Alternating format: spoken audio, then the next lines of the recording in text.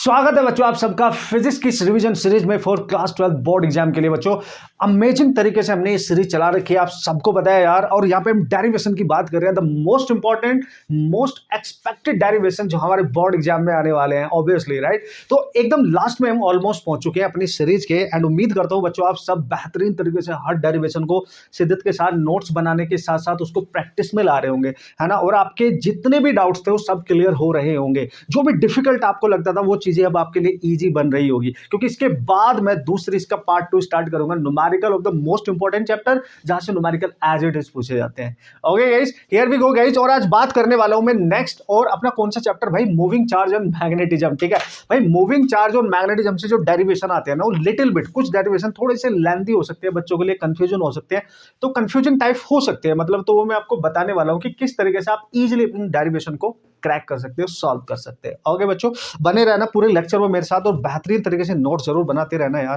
क्योंकि मैं आप पे ट्रस्ट कर रहा हूं। ओके, कि आप बहुत बेहतरीन तरीके से अपना ये टाइम जो यूज कर रहे हो ना ये लेक्चर देखने के लिए, इनका यूटिलाइजेशन इस तरह करोगे कि आपको बोर्ड एग्जाम में 100% इनसे फायदा मिलना चाहिए, तब तो मजा आएगा यार, है ना। क्योंकि हमारा मेन टारगेट क्या था इस सीरीज के लिए कि भाई बोर्ड एग्जाम में सबसे पहले आपको मतलब स्ट्रॉन्ग बना के भेजना और आपके मार्क्स अच्छे आएंगे, तब आप कंपटीशन के लिए कॉन्फिडेंट होके आने वाले हैं for neat and for JEE main entrance जो भी आपका स्ट्रीम है। ओके, स्टार्ट करें आज का पहला ये लेक्चर मैग्नेटिज्म का। 2 लेक्चर में इसको फिनिश करूंगा कंप्लीट को, क्योंकि इसमें थोड़े से लेंथी वाले डेरिवेशन भी होते हैं और अच्छे खासे होते हैं, इसमें कोई शक नहीं है। और जैसे कि मैंने आपको ऑलरेडी बता रखा है 3 से 4 क्वेश्चन हर साल इससे आते हैं, including conceptual question, derivation and numerical. Okay yes, तो सबसे पहला डेरिवेशन है बच्चों using Biot Savart law. Biot Savart law का यूज करना है। We have to derive the expression for magnetic field on the axis of a current carrying circular loop या circular wire. On the axis of current carrying circular loop मतलब axial axis होगी, वो axial axis होगी मतलब axial point होगा। Very very very important sir. और कहां पढ़ा था हमने, याद करो आपने, और कहां पढ़ा था यार, इलेक्ट्रोस्टैटिक में भी तो पढ़ा है भाई। रिंग की वजह से चार्ज्ड इलेक्ट्रिक फील्ड कैसे निकालते थे, तो मैग्नेटिक फील्ड में भी आ गया। बस प्रोसेस पे ध्यान देगा, यहाँ पे थोड़ा सा आप डायग्राम समझ लेंगे। देखो जैसे कि मैं हमेशा बोलता हूँ कि डायग्राम को अगर किसी बच्चे ने ध्यान से समझ लिया ना, फिर उसका डेरिवेशन बहुत आसान हो जाता है। इसलिए ध्यान से फोकस करना, पहला डेरिवेशन है, स्ट्रांगली तुम्हें आना चाहिए, आगे के लिए मजा आ जाएगा। ठीक है, तो यूजिंग बायोट-सेवर्ट लॉ, तो हम यहाँ पे यूज करेंगे using guys that is Biot-Savart, ठीक है, लॉ, इसका यूज करेंगे। और अगर मैं आपको याद दिला दूं, बायोट-सेवर्ट लॉ के अकॉर्डिंग जो एलिमेंटल करंट कैरिंग वायर का जो मैग्नेटिक फील्ड होता है वो क्या होता है, ठीक है, यहीं पे मैं लिख देता हूं जिससे आपको याद रहे, that is mu naught I D L sine theta over 4 pi R square. ठीक है, जो भी करंट कैरी करने वाला स्मॉल वायर होगा एलिमेंटल, उसकी ये लेंथ है स्मॉल, और आर जो डिस्टेंस होगी किस किस पॉइंट पे निकाल रहे हो, है ना, और उनके बीच का एंगल होगा थीटा, डीएल और आर के बीच का। बाकी तो आप सबको पता ही है। हमें क्या करना है, हमने यहाँ पे करंट कैरिंग सर्कुलर लूप लेना है, करंट कैरिंग सर्कुलर वायर लेना है। तो चलो भाई ले लेते हैं। ठीक है बॉस, एक करंट कैरिंग लूप हमने यहाँ पे कंसीडर कर लेना है। तो अब उसी की एक्सिस पे मैग्नेटिक फील्ड चाहिए, तो इसके सेंटर से पास होने वाली एक्सिस मान लो आप, let's say this is x axis पे आपने रखा है, इस तरीके से पास हो रही होगी। ठीक है, और करंट इसमें इस तरीके से जा रही होगी, दिस इज द वे जो उसमें करंट फ्लो कर रही है। ठीक है, अब इस लूप की जो रेडियस है उसको आप मान लेंगे कैपिटल आर, और ये इस लूप का सेंटर है, इतना तो आप कर ही लेंगे। और उसने क्लियरली बोला है कि जो पॉइंट है वो इसी की एक्सिस पे है, जिसको हम क्या कहते हैं भाई, एक्सियल एक्सिस ही कहीं ना, क्योंकि इसी की एक्सिस पे रखा है, तो एक्सियल एक्सिस है आपका ये। सो जो पॉइंट होगा इस पे वो एक्सियल पॉइंट माना जाएगा ना बॉस। Yes sir. तो देखो यहां पे रख लो आप वो point, let's say there is a point जहां पे हमें मैग्नेटिक फील्ड निकालना है ड्यू टू दिस लूप। तो आराम से करेंगे, ध्यान से करेंगे, समझ के करेंगे, क्योंकि 4 मार्क्स का पूरा सवाल है, तो आपको बहुत बेहतरीन तरीके से आना चाहिए। ठीक है, अब बच्चों देखो, अगर उसने बोला है कि यूजिंग बायोट-सेवर्ट लॉ आपने यूज करना है, तो we have to find first of all small elemental जो करंट कैरिंग वायर होगा उसका मैग्नेटिक फील्ड का यूज करना है हमने। तो ये पूरा वायर जो है ना, इसकी पूरे वायर की अगर मैं लेंथ की बात करूं वो 2 पाई आर होगी, सरकमफेरेंस के इक्वल पूरे वायर की लेंथ।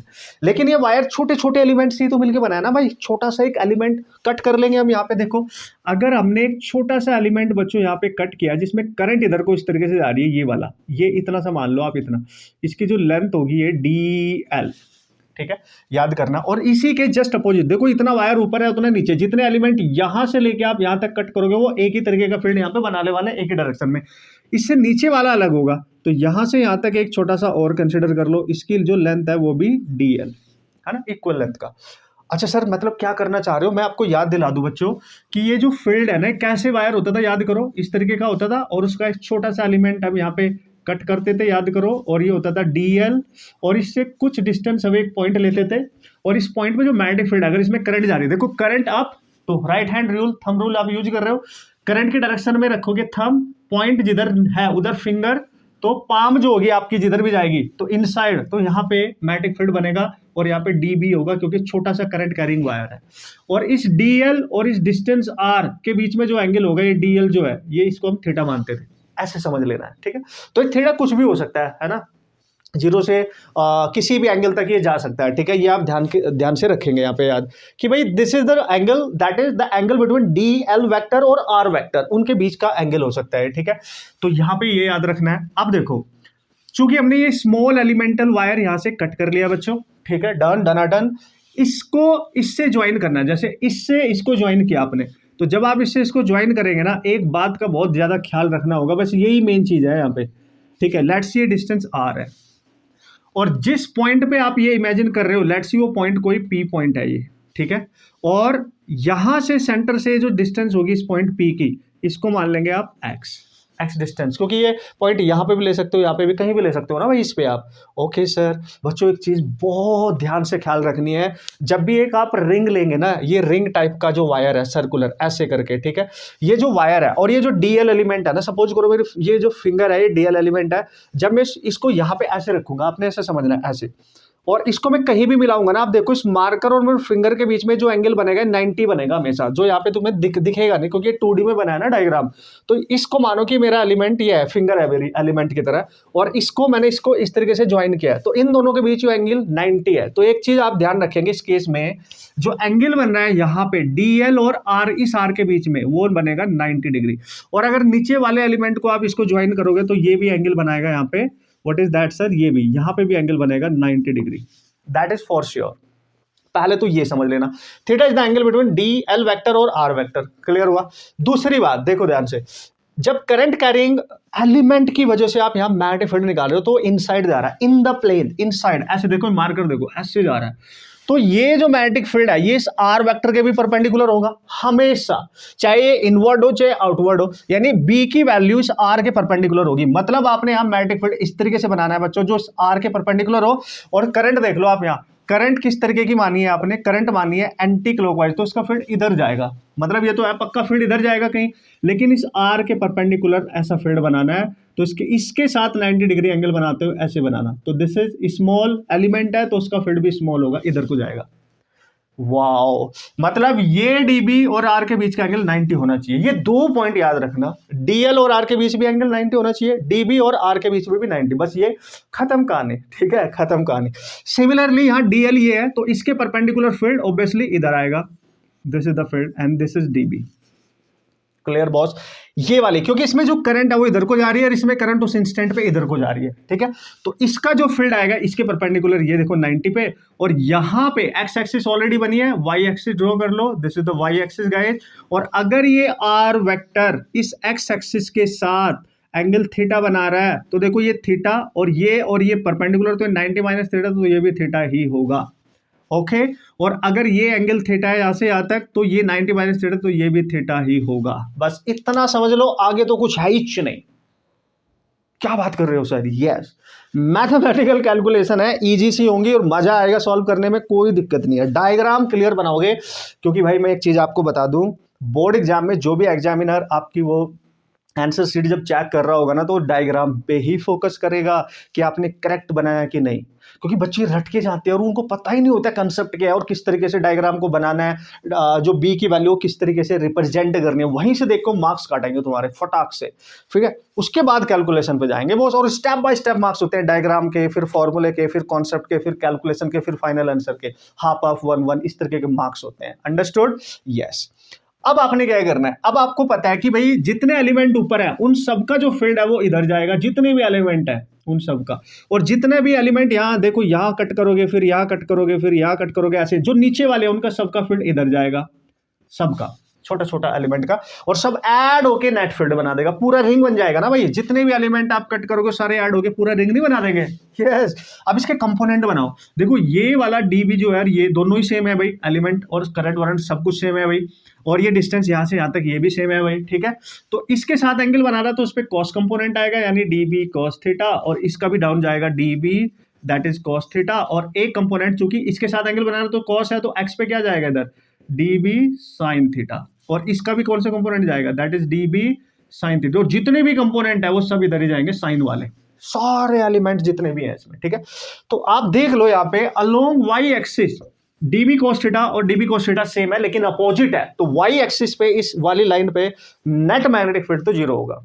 क्लियर, पहले तो ये लिख लो। नाउ आपने लिखना है it is clear from diagram, ये लिखना है, ठीक है, B net along Y axis is zero.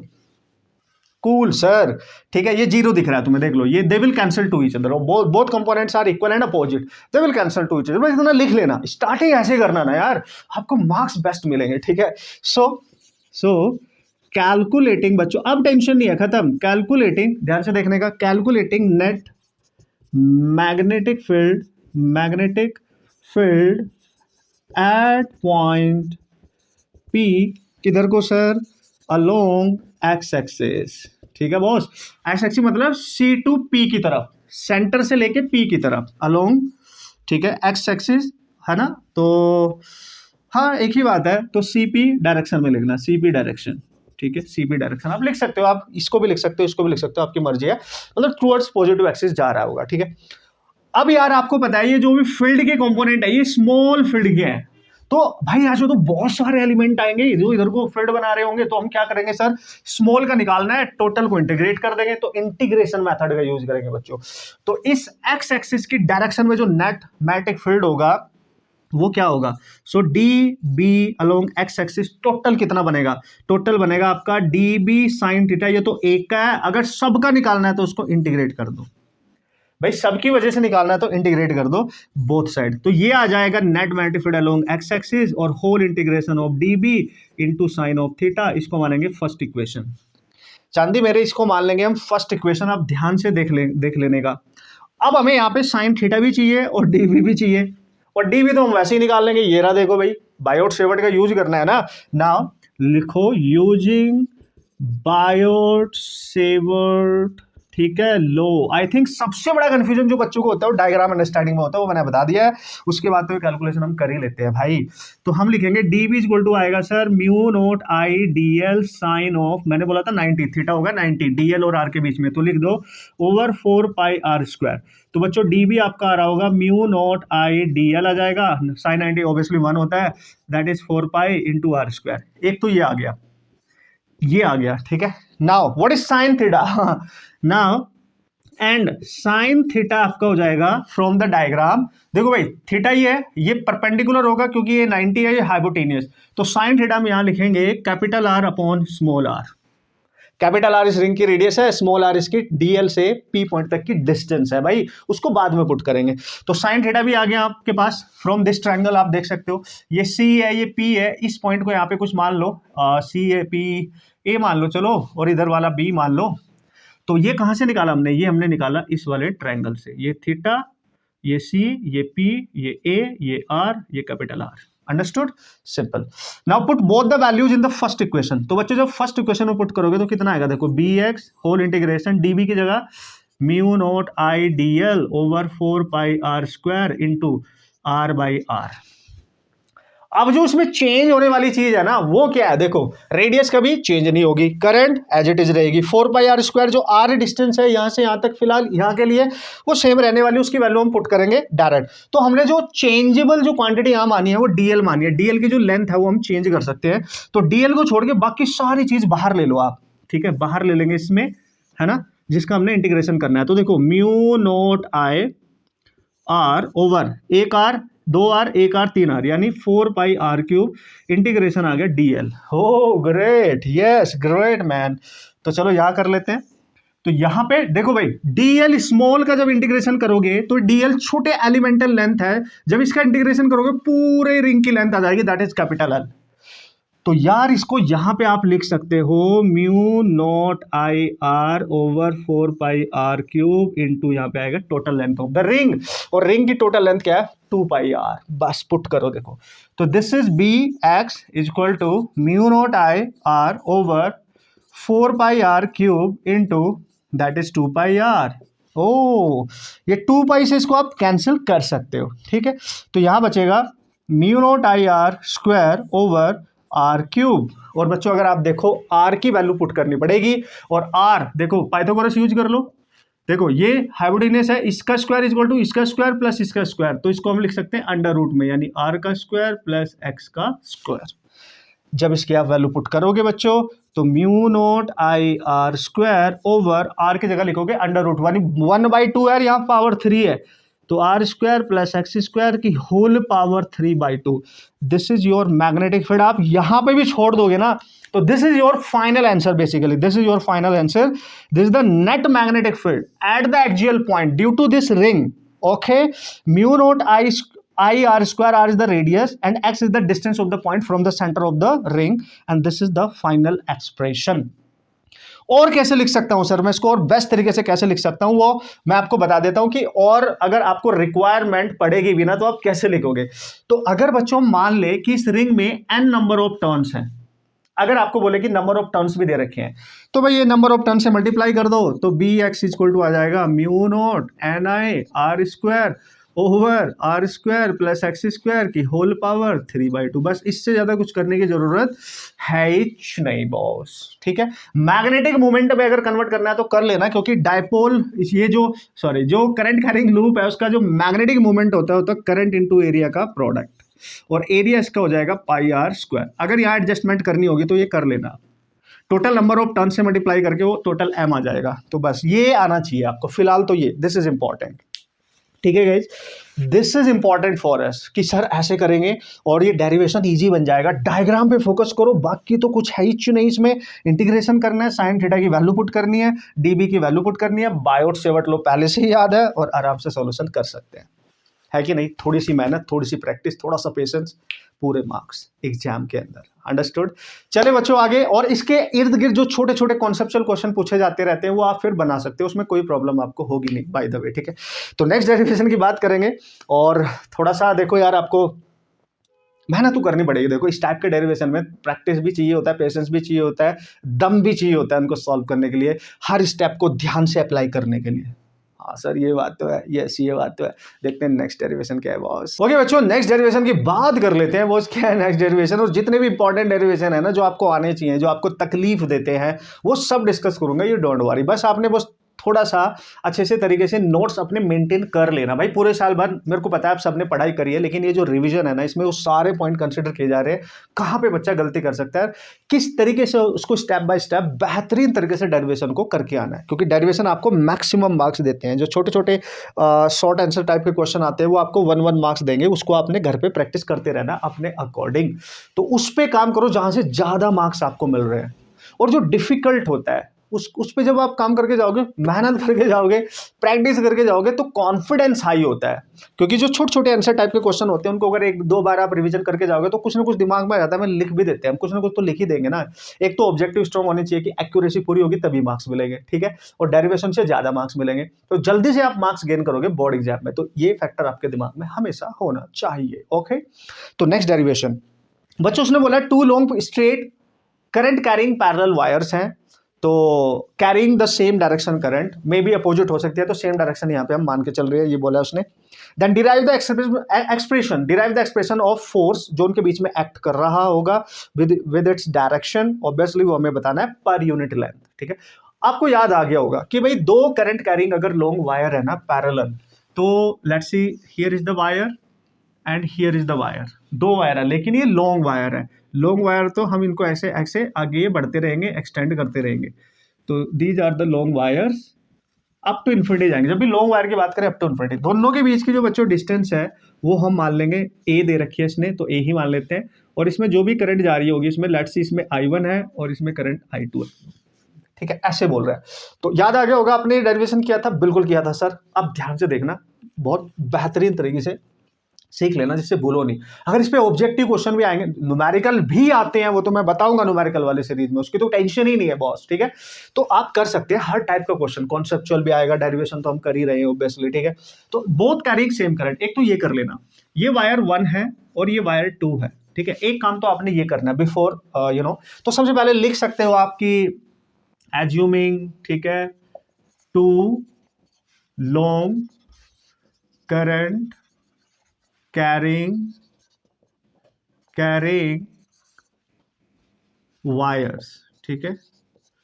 बस ये लिख लेना भाई, 2 लॉन्ग करंट कैरिंग वायर्स, वो एज्यूम कर रहे हैं which are kept at a distance a as shown. बस इतना भी लिख सकते हो भाई, थोड़ा सा जो बनाया है ना उसको लिख दो तो मजा आ जाएगा ना उसको भी यार। स्टार्टिंग ऐसे ही करेंगे, मतलब थोड़ा सा स्टार्टिंग में आपको थोड़ा माहौल, मैं हमेशा बोलता हूँ माहौल बनाना पड़ेगा, ठीक है।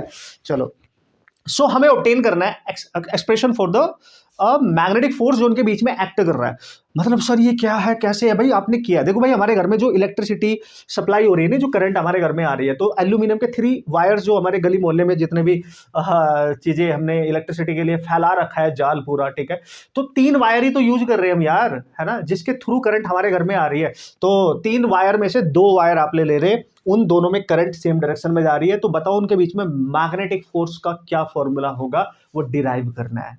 प्रैक्टिकल वाला केस है, आपके घर से बाहर निकालो, ऐसे देखो तो एक आपको 3 वायर वाला कॉलम वगैरह पोल आपको दिख जाएंगे और वो 3 वायर के थ्रू आपके घर करंट आ रही होगी, ठीक है। तो उनमें से 2 वायर हमने ले लिए हैं जो मेन है, अंडरस्टूड। तो वही वाला केस है कि इसमें करंट है I1, इसमें करंट है I2, both moving in the same direction, और दोनों के बीच के डिस्टेंस कुछ भी मान सकते हो, D मान लो, यहाँ उसने A दिया तो मैंने A ले लिया, ओके।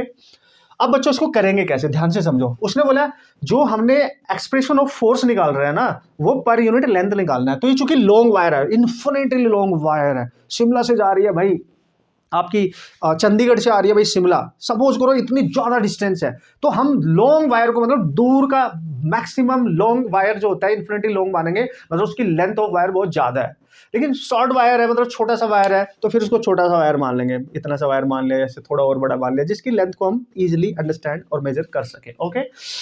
तो हम क्या कर रहे हैं बच्चों, मान लिया मैंने पहले वायर की लेंथ यहां से यहां तक कंसिडर कर ली, यहां से यहां तक इतनी लेंथ में निकालना है। तो लेट्स सी इसकी जो लेंथ है बच्चों, ये मैंने मान ली L1, और सेम ही लेंथ मान ली इधर भी, तो L ही मान लो उसको। चलो इस इधर भी सेम ही लेंथ का आपने कंसिडर करना है, यहां से यहां तक इसकी लेंथ भी आप सेम ही मानेंगे, दैट इज ऑल्सो L। मतलब बहुत बड़ा वायर है, उसका एक छोटा सा एलिमेंट हमने एक तरीके से मान लिया L लेंथ का, ओके। और करंट तो उतनी जा रही है, इसमें भी करंट है, इसमें भी करंट है, ऊपर को जा रही है भाई, ठीक है सर। अब आपने करना है, ध्यान से समझना।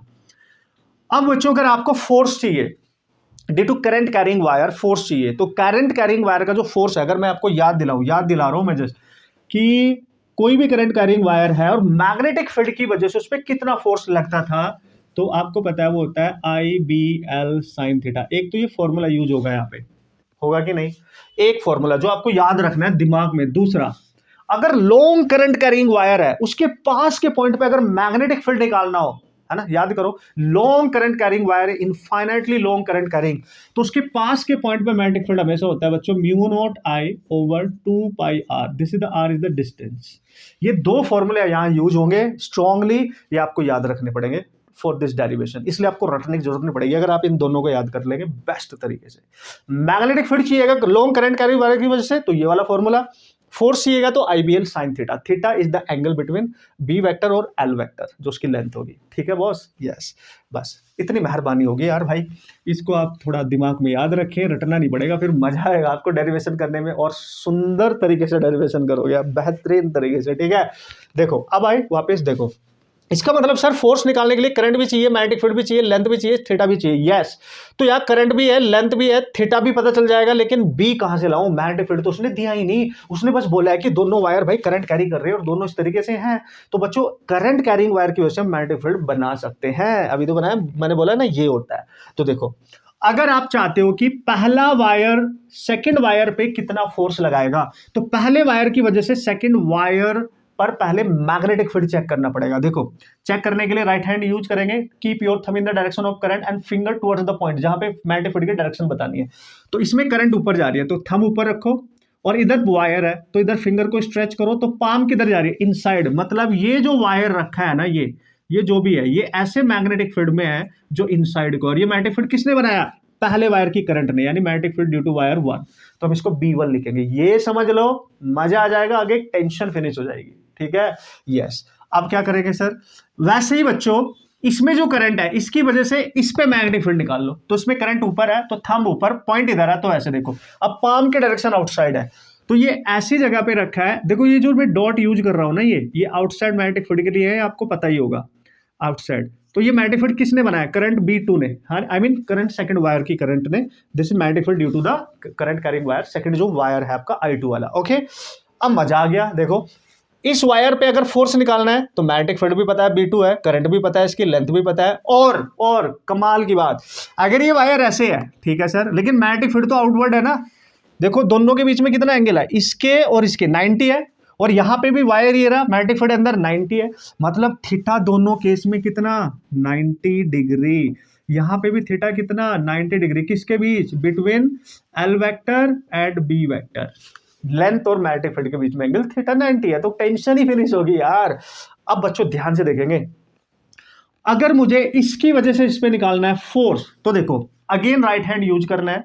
जब फोर्स निकालना पड़े और मैग्नेटिक फील्ड पता हो, तो keep your finger towards the direction of magnetic field and thumb in the direction of current as it is. तो इसका जो मैग्नेटिक फील्ड अंदर है, तो अपने फिंगर को ऐसे अंदर लेके जाओ और थंब को करंट के डायरेक्शन ऊपर लेके जाओ। तो पाम किधर है, अब की बार पाम किधर है, इधर को, तो इधर को फोर्स लगेगा इस पर, इधर को, यानी ये वायर इसको अपनी तरफ खींच रहा है, और ये फोर्स किस पे लग रहा है, सेकंड वायर पे। किसने अप्लाई किया है, 1। तो ये 2 का मतलब जिस पे लग रहा है, और ये जिसकी वजह से लग रहा है, तो ये वायर इसको अट्रैक्ट कर रहा है अपनी तरफ, ऐसे निकालना है। अच्छा सर ठीक है, सर इसका कैसे निकालेंगे, ऑब्वियस है, इसका मैग्नेटिक फील्ड बाहर को है, तो आपकी जो फिंगर है वो बाहर को इधर को रहेंगी, और थंब किधर रहेगा, करंट ऊपर है, थंब ऊपर रहेगा, तो पाम किधर है, इधर इधर। तो इसका मतलब ये इसको अपनी तरफ अट्रैक्ट कर रहा है, यानी किस पे एक्ट कर रहा है, ये 1 पे, किसकी वजह से, 2। बस हो गया। मतलब एक चीज तो क्लियर है, दोनों वायर आपस में अट्रैक्ट करेंगे। वाओ, मतलब अगर दोनों वायर में करंट सेम डायरेक्शन में है, तो वो एक दूसरे को अट्रैक्ट करेंगे, यानी ये अट्रैक्टिव फोर्स है इनके बीच में, मैग्नेटिक। अब ये है कितना, वो तो हम निकाल ही लेंगे यार। ये बना दिया ना आपने वहां अच्छे से, अब आगे डेरिवेशन बहुत आसान होने वाला है। And this is the concept, this is the concept building, जो आगे कॉम्पिटिशन तक काम आएगी। बोर्ड तो आपने ऑसम करना ही है। Okay, yes. अब कैसे करें सर, अब बस आप लिख सकते हो, देखो भाई, तो हम लिखेंगे calculating force acting on first wire. ठीक है, first wire due to magnetic field of second wire. ठीक है, oh wow great, yes. Using the relation, अब हो गया ये, अब कोई टेंशन नहीं है। क्या sir, F equal to IBL sine theta. तो सर हम क्या करें, चूंकि हम फर्स्ट वायर पे निकाल रहे हैं, तो हम लिखेंगे फर्स्ट वायर पे मैग्नेटिक फील्ड, इस पे, किसकी वजह से, दूसरे की। कितना होगा सर, पहले वायर पे निकाल रहे हो तो फोर्स लेंगे उसी, करंट लेंगे उसी की जिस पे निकाल रहे हो, I1, और मैग्नेटिक फील्ड लेंगे जिसकी वजह से निकालो, सेकंड वायर, यानी यहां लिखेंगे B2 इंटू L सेम है, इंटू थीटा मैंने बताया साइन 90 है। तो बच्चों F1 to 2 आ गया, I1 into B2 into L। और मैं आपको बता दूं, उसने बोला है फोर्स पर यूनिट लेंथ निकालना है, मतलब जो लेंथ आपने एज्यूम किया ना, इससे डिवाइड कर दो उसको, पर यूनिट लेंथ का मतलब फोर्स डिवाइड में लेंथ, ये निकालना है। तो ये आ गया I1 इंटू B2। और मैंने आपको बोला ये किसका मैग्नेटिक फील्ड है, सेकंड वायर की करंट की वजह से है। तो ये मैग्नेटिक फील्ड कितना होगा, तो यहाँ पर लिखेंगे कि अभी बताया मैंने, चूंकि B2 इक्वल टू होगा from this formula mu naught, चूंकि ये करंट I2 की वजह से है, तो करंट भी I2 लेंगे, ओवर 2πr, यानी यहां से यहां तक की डिस्टेंस a, क्योंकि इसकी वजह से निकाल रहे हो, तो ये वायर इससे कितनी दूर है, a distance, so this is a। ओ, तो यहां पे F1 to 2/L आ गया बच्चों, that is I1 into mu naught I2 over 2πa। Yes, तो इसका मतलब जो पहला रिलेशन है आपका फोर्स का 1 पे 2 की वजह से, वो आ गया म्यू नॉट, थोड़ा अच्छे से लिख लो, I1 I2 ओवर 2πa, ये आ गया, और डिवाइड में कितना l, यानी पर unit length. This is first equation guys. Oh wow great. अब बच्चों सिमिलरली आपने क्या करना है, similarly calculating force on second wire. भाई पहला वाला सेकंड पे भी तो लगा रहा है, किसकी वजह से, ड्यू टू फर्स्ट। वाओ, तो हम लिखेंगे सेकंड में जो फोर्स लग रहा है 2 1 है, और क्या लिखेंगे, जिस पे निकाल रहा है उसकी करंट लेते हैं IBL sin थीटा से, I2 और B लेंगे इसकी वजह से, तो दैट इज B1, ये वाला देखो, इनटू L सेम है, एंड sin 90 ये तो 1 हो जाएगा। तो बच्चों 2 2 1 आपका आ गया, I2 इंटू B1 और इंटू L को नीचे लेके आओ, तो F2 to 1 by L, and this is I2 into B1। So I2 into B1 magnetic field, इसकी वजह से इस पे, तो मैग्नेटिक फील्ड में बस करंट चेंज होगी I1, और डिस्टेंस जो आ रहा है वो तो A ही है दोनों के बीच, तो हम लिख देंगे mu naught I1 over 2πa। तो ये जो फोर्स है ये आ गया, पहले लिख लो म्यू नॉट, फिर I1, फिर I2, फिर नीचे आ जाएगा 2πa, एंड देख सकते हो आप दोनों सेम ही आ रहे हैं, सेकेंड इक्वेशन दोनों सेम आ रहे हैं, ये वाला और ये वाला सेम ही आ रहा है। उत्तरी, इसका मतलब सर पहला वायर जो सेकंड पे फोर्स लगाएगा और सेकंड जो पहले पे, वो तो सेम ही आ रहा है पर यूनिट लेंथ। यस, आप चेक करो दोनों इक्वेशन को, मैं आपको दिखा दूं। पहली इक्वेशन अगर आप ध्यान से देखोगे, mu naught I1 I2 over 2πa है, और जो दूसरी इक्वेशन है उसमें भी भाई म्यू नॉट I1 I2 दोनों करंट का प्रोडक्ट 2πa है। आप 4π के टर्म्स में भी कन्वर्ट कर सकते हो उसको, लेकिन हम यहां देख रहे हैं कि दोनों फोर्स तो सेम ही है लेकिन अपोजिट है, बस यही प्रूव करना था।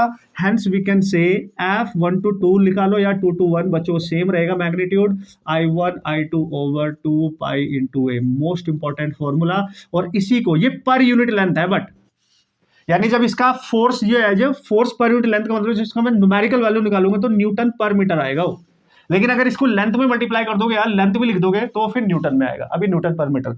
अगर आप इसको 4π के टर्म्स में लिखना चाहते हो तो 2 से ऊपर मल्टीप्लाई करो, 2 से नीचे, तो ये जितने भी फोर्स हैं बच्चों, यहाँ ये जो मैग्नेटिक फोर्स लग रहा है ये आ जाएगा 2 से ऊपर मल्टीप्लाई 2, यहाँ 4 हो जाएगा, तो ये बनेगा म्यू नॉट ओवर 4π, क्योंकि इसकी वैल्यू नॉन होती है, यहाँ 2 चला जाएगा, 2I1 I2 ओवर a, आप ऐसे भी लिख सकते हो। अब ये जो फोर्स है न्यूटन पर मीटर में ही है, क्योंकि ये फोर्स पर यूनिट लेंथ है, और अगर किसी बच्चे ने यार लेंथ से मल्टीप्लाई कर दिया फिर वो न्यूटन में बन जाएगा, ये जरूर याद रखना। तो this is the derivation, this is most important, numerical में भी यूज होता है, कॉन्सेप्ट आपके सामने है, बेस्ट तरीके से, आप कंफ्यूजन की बात ही नहीं है, आप कंफ्यूजन में मैं आपको होने ही नहीं दूंगा, आप बस ध्यान से समझ लें, ठीक है, कि किस तरीके से करना है। डायरेक्शन ऑफ फोर्स क्या है, याद रख लो डायरेक्टली, अगर दोनों में डायरेक्शन जा रही है सेम डायरेक्शन में तो ये अट्रैक्टिव फोर्स है, तो डायरेक्शन ऑफ फोर्स है टुवर्ड्स ईच अदर, राइट। लेकिन अगर दोनों वायर्स में करंट, एक में करंट इधर है एक में अपोजिट है, अपोजिट करंट है, तो they will repel to each other, ये इधर को जाएगा ये इधर, तो रिपल्सिव फोर्स होगा, ये भी याद रखना ऑब्जेक्टिव के लिए। ओके, यस, हो गया धुरंधर खिलाड़ियों, चलो भाई उड़ा देंगे आप, मेरे को पता है, और मस्त तरीके से आप कर सकते हैं, और इनसे रिलेटेड न्यूमेरिकल भी आते हैं, ध्यान रखने का। जब मैं न्यूमेरिकल वाला सेक्शन करूंगा तो इससे रिलेटेड जितने भी न्यूमेरिकल आते हैं वो सब आपको आने चाहिए बेस्ट वे में, ठीक है बच्चों। चलते हैं अपने नेक्स्ट डेरिवेशन की तरफ, क्या है उसकी कहानी, मेरी जुबानी। I hope you understood, you enjoying it, and आपके जो कॉन्सेप्ट हैं वो क्लियर हैं, और जो आपके डाउट थे मन में वो एकदम क्लियर हो रहे होंगे, और बेस्ट तरीके से आप एक बार और सेल्फ प्रैक्टिस कर लेंगे तो उड़ा डालेंगे बेस्ट वे में। Okay, here we go. Okay guys, so चलते हैं अपने last derivation of this chapter, right. तो देखो 2 पार्ट में हम कंप्लीट करेंगे, मूविंग चार्ज एंड मैग्नेटिज्म, फिर जो नेक्स्ट वाला पार्ट है उसमें टॉर्क वगैरह की बात होगी। याद करो, एक रेक्टेंगुलर करंट कैरिंग कॉइल होती है, ठीक है, उस पर टॉर्क कितना एक्ट करता है वो सब देखेंगे, फिर कन्वर्जन देखेंगे, यू नो गैल्वेनोमीटर से एमीटर कैसे बनता है, और जो सेंसिटिविटी वगैरह होती है वोल्टेज एंड करंट, वो सब कुछ देखेंगे, क्योंकि मोस्ट इंपॉर्टेंट है, 100% चांस होते हैं बच्चों वो आते हैं। और बच्चों अगर आपके सारे फंडे क्लियर हो रहे हैं ना, तो यार अपने दोस्तों को शेयर करने में, वीडियोज को, लेक्चर्स को, मेरी हेल्प करने के लिए तो शर्माना मत यार, ठीक है। तो आप ही लोग हो जिसकी वजह से कंटेंट आगे बढ़ता है, ज़्यादा लोगों तक जाता है, ज़्यादा बच्चों तक जाता है, उनकी हेल्प होती है, तभी तो बनाया जा रहा है यार, है ना। तो प्लीज़ आप इसको शेयर जरूर करें अगर आपके फंडे, आपके कॉन्सेप्ट सब कुछ क्लियर हो रहे हैं, क्योंकि ये सीरीज आपको बेस्ट बना के जाएगी, आपके बोर्ड एग्जाम के लिए परफेक्टली तैयार करके जाएगी। Totally right. चलो भाई बढ़ लेते हैं आगे। तो बच्चों नेक्स्ट और लास्ट जो डेरिवेशन है ना हमारा, देख लेते हैं क्या है। वैसे बहुत बार आपने किया होगा, लेकिन मैंने एक चीज देखी है, कॉम्पिटेटिव एग्जाम हो या बोर्ड एग्जाम में हर साल इस पे लगभग डेरिवेशन नहीं आया, क्वेश्चन आ जाता है, क्वेश्चन आ गया डेरिवेशन भी आ गया, दोनों साथ में दे देता है। नीट जेई वगैरह में न्यूमेरिकल जरूर दे देता है हर साल। तो ये दोनों के लिए इंपॉर्टेंट है भाई।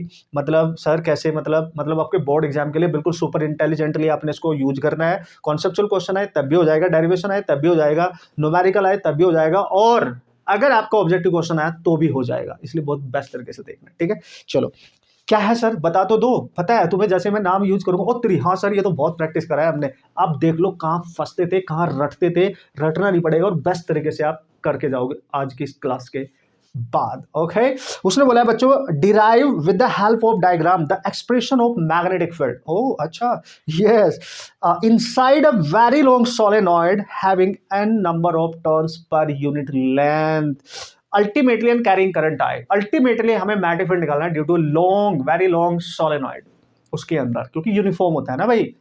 तो अल्टीमेटली आपको तो तुरंत क्या ध्यान होगा, सोलेनॉइड का मैग्नेटिक फील्ड सर, यस। तो बच्चों ये बहुत अमेजिंग है, ठीक है। और आपको इसको थोड़ा सा ध्यान रखना पड़ेगा कि कॉन्सेप्ट पे कहा, मैं अगेन फिर से रिपीट कर रहा हूं, diagram is super important. Diagram जिस बच्चों को समझ में आ गया ना भाई, मजा आ जाएगा, उसकी गलतियां बहुत कम होंगी। डेरिवेशन में कैलकुलेशन वो किसी न किसी तरीके से कर लेता है। डायग्राम में गलती मतलब फर्स्ट इंप्रेशन ही आपका गड़बड़ हो जाएगा एग्जामिनर के लिए, उस वो जो इसको देखेगा, है ना, वो मार्किंग फिर वैसे ही करेगा। फिर आप बोलोगे यार सर मेरे बढ़िया मैं लिख के आया था, बढ़िया लिख के आई थी और मेरे मार्क्स कम आ गए भाई। तो आप समझो कहाँ पे आपने फोकस करना है इस सीरीज के थ्रू, यही तो मेन मुद्दा है यार। तो सबसे पहले हम देख लेंगे, लेट अस कंसीडर अ वेरी लॉन्ग सोलेनॉइड। हम ना एक लॉन्ग सोलेनॉइड कंसीडर कर लेते हैं, ठीक है।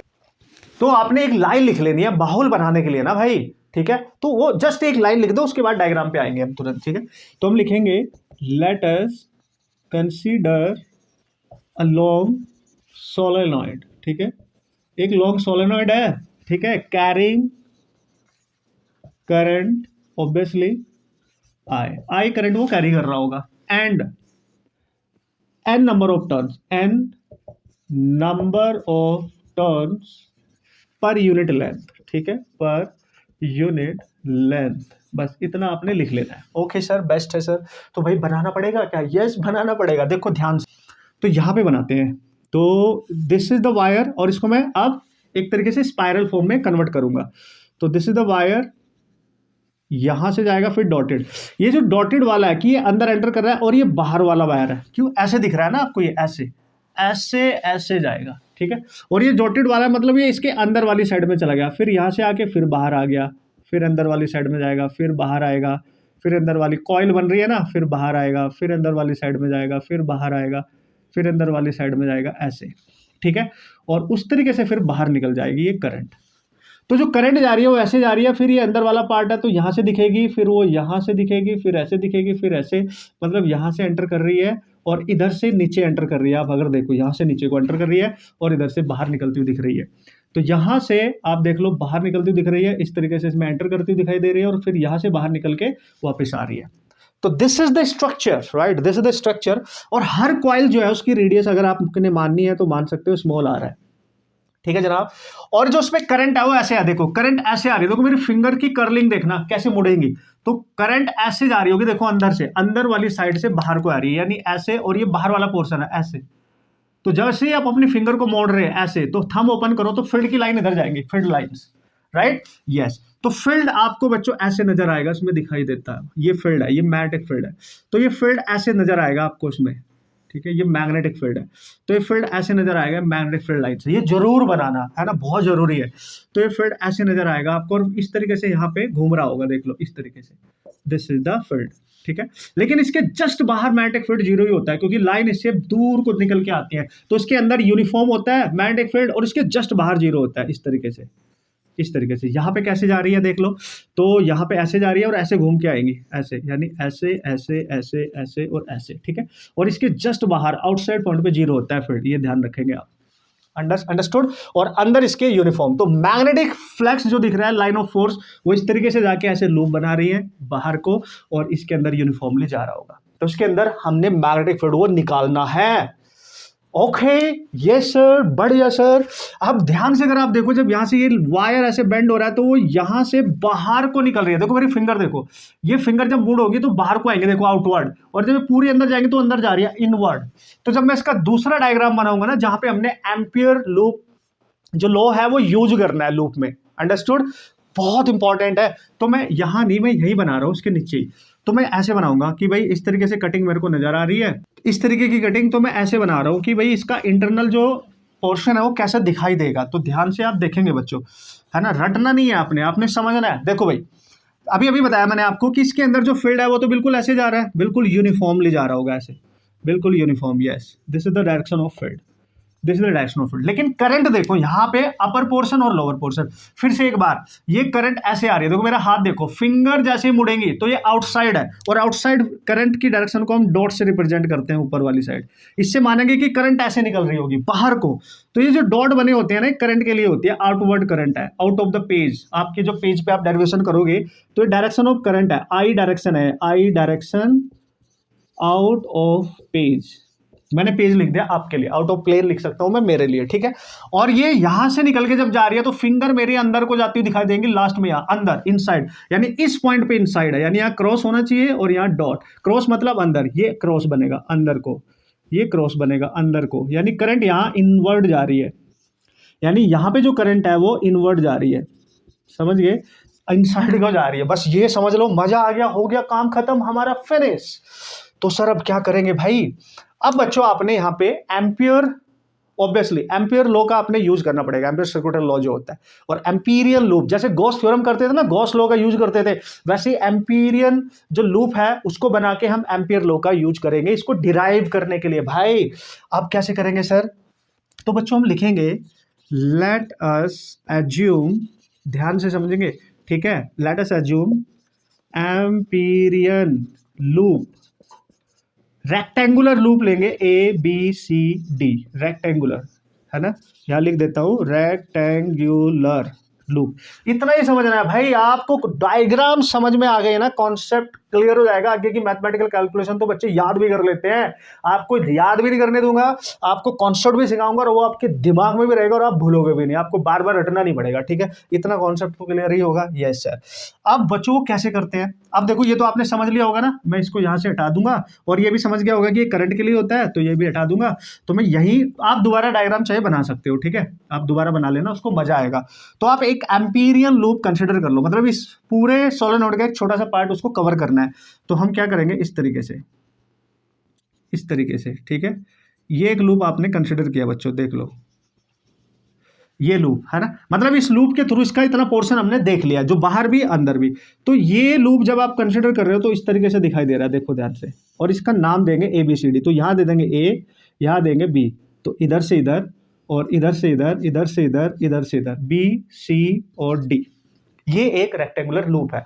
अब हमें पता है जो एम्पियर लॉ होता है वो लेंथ के अलोंग मैग्नेटिक फील्ड निकालने के लिए, जो लेंथ, जो करंट कैरिंग एलिमेंट होता है उसके लिए यूज होता है ऑब्वियसली।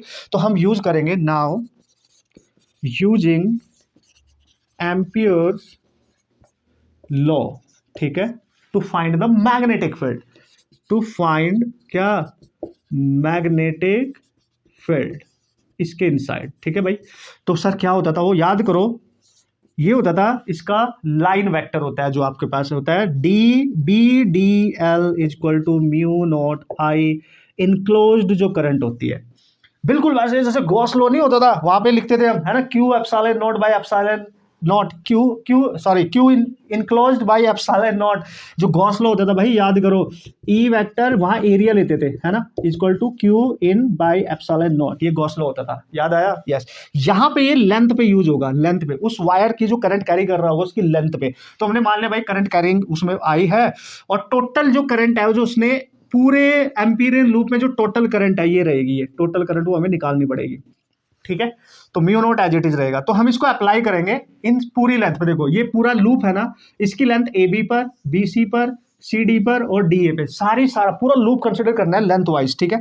तो इसकी जगह मैं क्या लिखूंगा, सबसे पहले अप्लाई करूंगा मैं ए से बी तक, तो दिस इज ए से बी, तो मैं लिखूंगा B D L cos theta, ठीक है।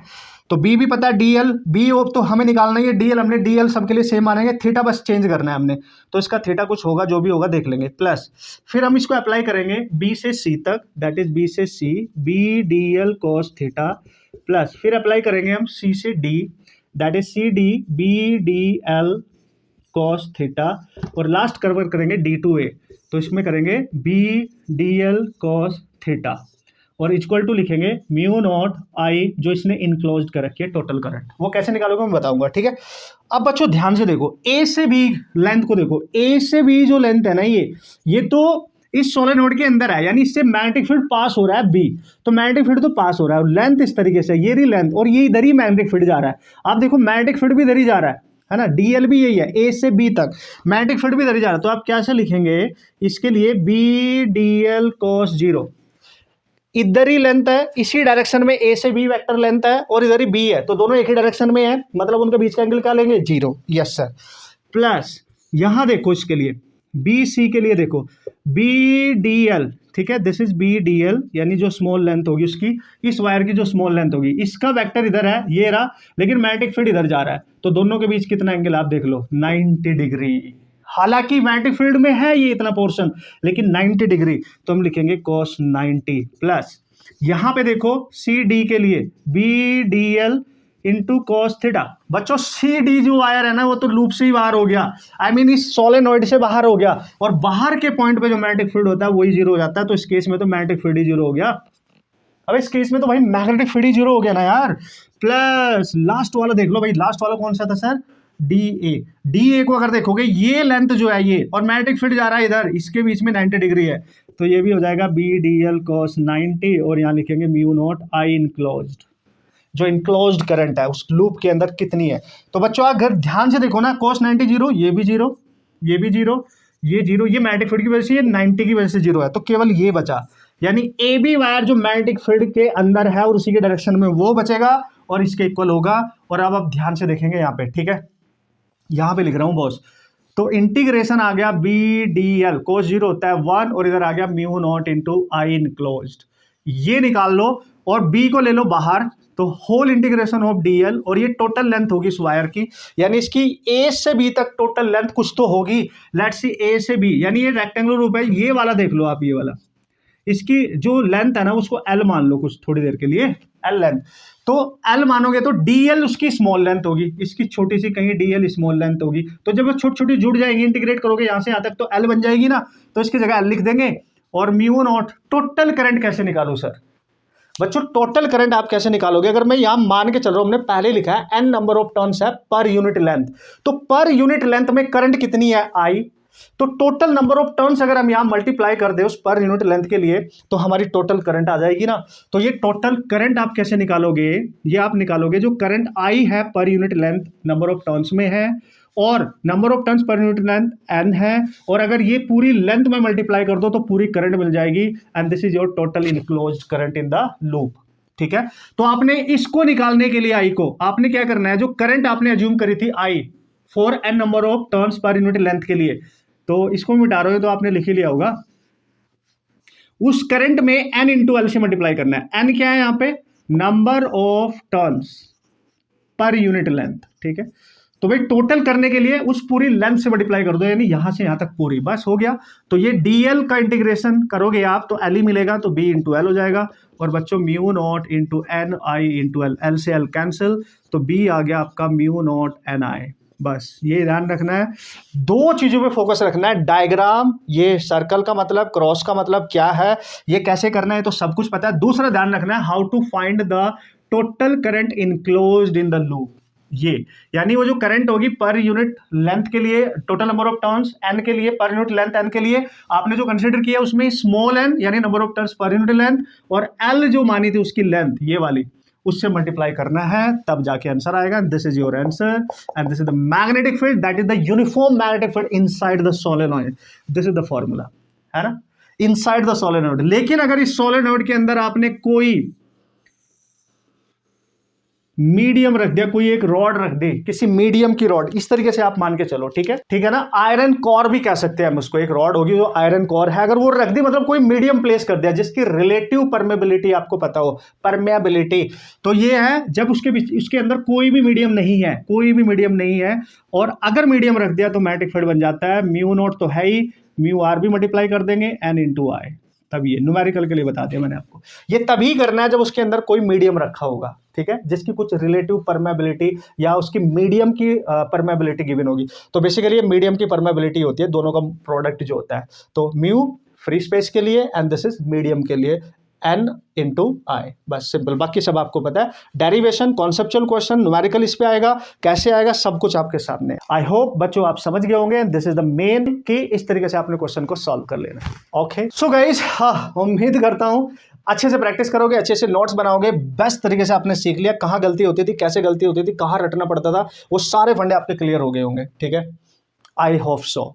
अब आपकी बारी, बोर्ड एग्जाम की तैयारी अगर बनानी है अपने बहुत स्ट्रांग, तो ये आपका टाइम है, आपने इसे यूटिलाइज करना है। सारी सीरीज कंप्लीट करने के बाद, सारे चैप्टर वाइज सीरीज कंप्लीट करने के बाद उनकी साल प्रैक्टिस करें अगेन एंड अगेन, और तैयार रहे अपना बेस्ट स्कोर करने के लिए फिजिक्स में। मिलूंगा नेक्स्ट लेक्चर में नेक्स्ट टॉपिक के साथ, नेक्स्ट टॉपिक के नहीं, इसी लेक्चर में इसी चैप्टर के सेकंड वीडियो में, और वहाँ पे हम डिस्कस करेंगे और बेहतरीन जो रिमेनिंग हमारे डेरिवेशन है जो आते ही आते हैं उनको आप इजीली कैसे अपना बना सकते हो। तब तक मेहनत करते रहे, खुश रहे और सीखते रहे बच्चों। कोई दिक्कत आए तो आप बिना हेजिटेशन बता सकते हैं। Okay, all the best.